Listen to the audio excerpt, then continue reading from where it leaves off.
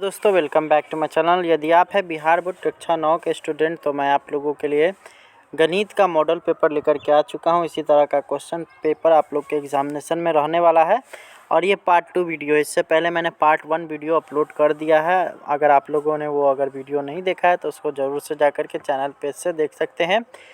तो चलिए हम लोग स्टार्ट करेंगे यह वीडियो और देखना शुरू करेंगे इसके आगे का क्वेश्चन।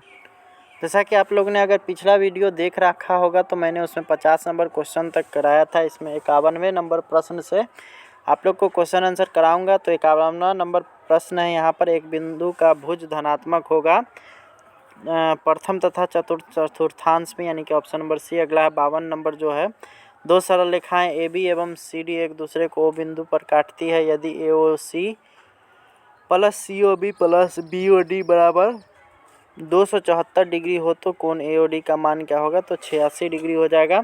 नेक्स्ट अगला हम लोग देखेंगे तो दो सरल रेखाएं AB व CD परस्पर O बिंदु पर काटती है। यदि कोण BOD बराबर है 63 डिग्री तो कोण BOC की माप क्या होगी? तो 117 डिग्री। नेक्स्ट हम लोग देखेंगे तो एक न्यून कोण का पूरक कोण क्या होगा? तो हमेशा एक न्यून कोण ही होगा पूरक कोण की अगर बात किया जाए तो।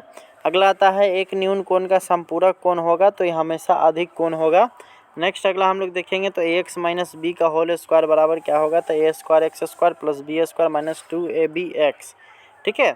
अगला आता है त्रिभुज ABC में यदि कोण C बराबर 70 डिग्री तो कोण A प्लस कोण B का वैल्यू क्या हो जाएगा?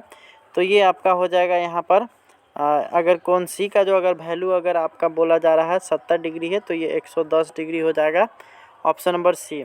नेक्स्ट अगला हम लोग देखेंगे तो 58वां नंबर बोलता है एक पासे को 50 बार फेंकने पर निम्नलिखित परिणाम प्राप्त हुए।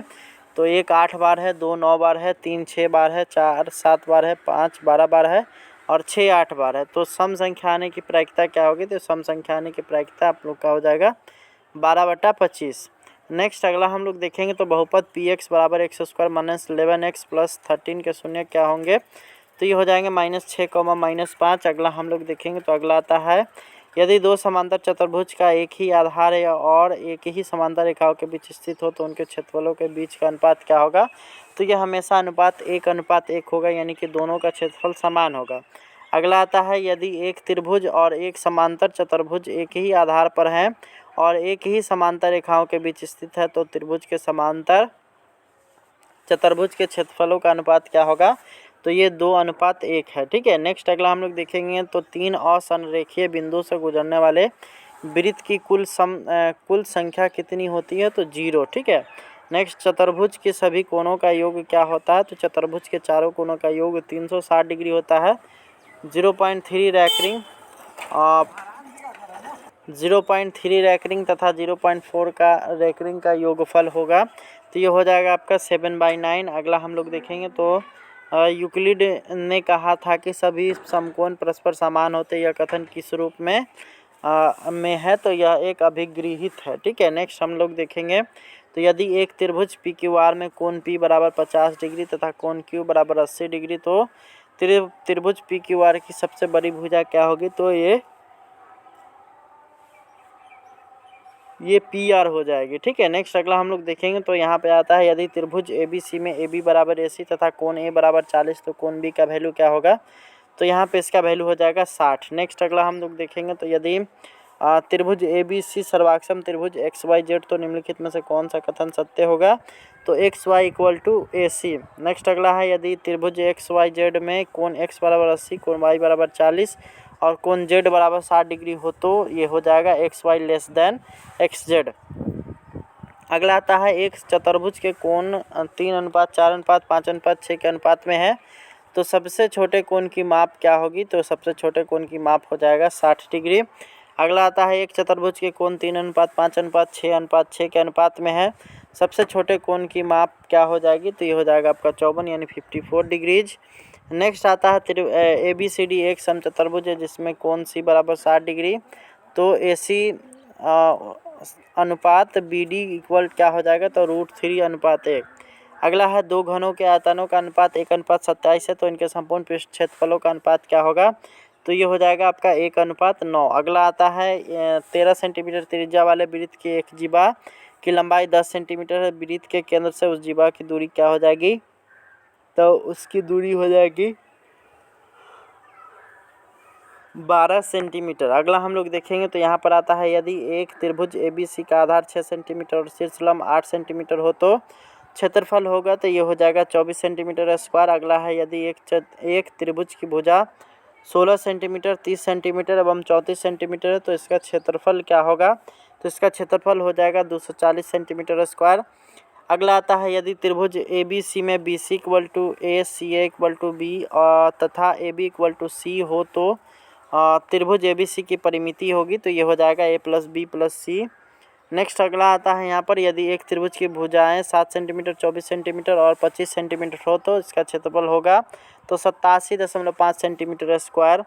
अगला आता है एक समबाहु त्रिभुज ABC की भुजा 6A इकाई है तो इसकी ऊंचाई होगी तो 3√3A इकाई। ठीक है।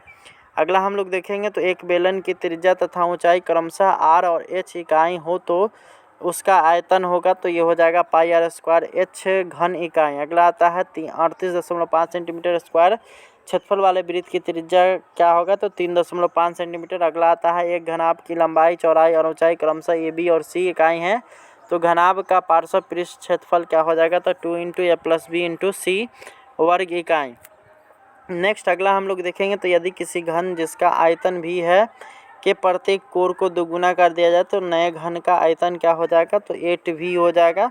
अगला यहाँ पर हम लोग देखेंगे तो यदि किसी घन जिसका आयतन भी है और प्रत्येक कोण को तिगुना कर दिया जाए तो नए घन का आयतन क्या हो जाएगा तो 27V। नेक्स्ट अगला आता है यदि किसी घन के सभी कोणों की लंबाई का योग 36 सेंटीमीटर है तो उसका आयतन होगा तो उसका आयतन हो जाएगा 27 घन सेंटीमीटर।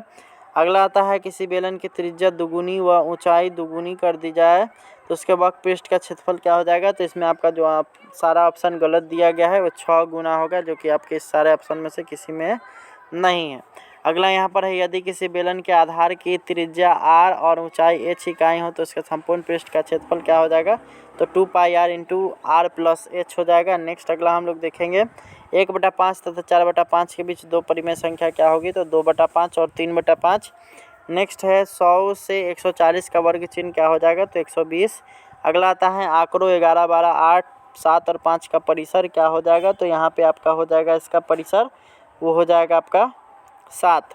नेक्स्ट अगला हम लोग देखेंगे तो वर्ग अंतराल 20 से 25 25 से 30 की में संख्या 25 सम्मिलित है तो 25 से 30 में। ठीक है। नेक्स्ट अगला हम लोग देखेंगे तो आंकड़ा 10 12 6 8 20 का परिसर क्या हो जाएगा तो ये हो जाएगा आपका 14 यानी ऑप्शन नंबर C। अगला है वर्ग अंतराल 15 से 25 25 से 35 में संख्या 25 सम्मिलित है तो ये हो जाएगा 25 से 35 में। अगला आता है एक बारंबारता बंटन में वर्ग चिन्ह 15 20 25 30 है, वर्ग चिन्ह 25 के संगत वर्ग है तो ये हो जाएगा आपका ऑप्शन नंबर C यानी 25 से 30। अगला है यदि 5 परीक्षण x x+2 x+4 x+6 और x+8 का माध्य 8 हो तो x का मान क्या हो जाएगा तो ये हो जाएगा 4। अगला आता है यदि आंकड़ों में प्रत्येक प्रेक्षण में से 5 घटाया जाए तो उसका माध्य हो जाएगा तो 5 कम हो जाएगा। अगला हम लोग देखेंगे तो आंकड़े 4 4 5 7 8 9 और 12 का माध्य क्या हो जाएगा तो ये हो जाएगा आपका 7। ठीक है। आंकड़ों 13 14 15 17 18 का बहुलक क्या हो जाएगा तो 15। अगला आता है 12 का मिलान चिन्ह क्या है तो यहाँ पे आपको जो दिया गया है वो है 12 का मिलान चिन्ह यानी ऑप्शन नंबर A। अगला है -a -b -c का होल स्क्वायर बराबर क्या होगा तो a² + b² + c² प्लस में 2ab प्लस में 2bc प्लस में 2 माइनस में 2c। इस तरह से आप लोग का ये वीडियो यहाँ पे ख़त्म होता है। आपको इस पेपर को किस तरह से डाउनलोड करना है मैं आपको एग्जामिनेशन से पहले बता दूंगा। तो मिलेंगे आपसे नेक्स्ट वीडियो में, तब तक के लिए धन्यवाद।